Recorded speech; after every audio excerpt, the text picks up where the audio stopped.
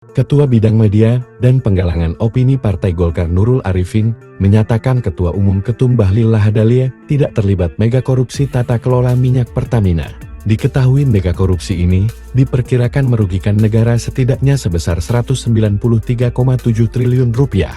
Nurul mengatakan, jika ada isu Bahlil terlibat korupsi belaka, maka narasi tersebut bisa dianggap sebagai fitnah. Nurul menggarisbawahi kasus korupsi ini terjadi pada kurun tahun 2018 sampai tahun 2024, sedangkan sang ketum baru menjabat Menteri Energi Sumber Daya Mineral SDM pada Agustus tahun 2024. Narasi yang menyebut Pak Bahlil terlibat dalam kasus korupsi di Pertamina merupakan fitnah.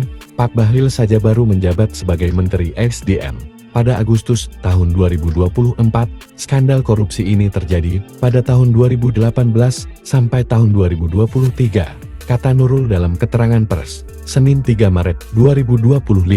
Nurul menjamin, Bahlil sama sekali tidak terlibat dalam setiap keputusan Pertamina selama periode tersebut.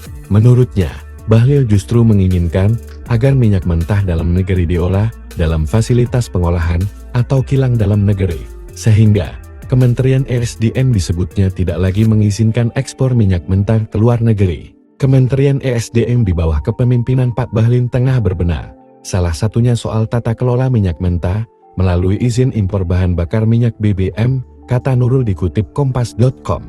Kementerian ESDM pun disebutnya sedang mempercepat proses impor menjadi 6 bulan dari sebelumnya 1 tahun.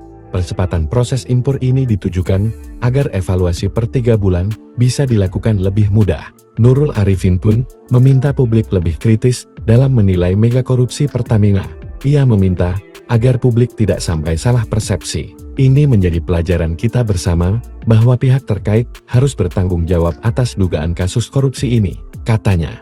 Adapun Kejaksaan Agung telah menetapkan 9 tersangka sehubungan mega korupsi Pertamina pada tahun 2018 sampai tahun 2023. 6 tersangka berstatus sebagai petinggi anak perusahaan Pertamina yang salah satunya yakni Rifes Yahaan selaku Direktur Utama PT Pertamina Patraniaga.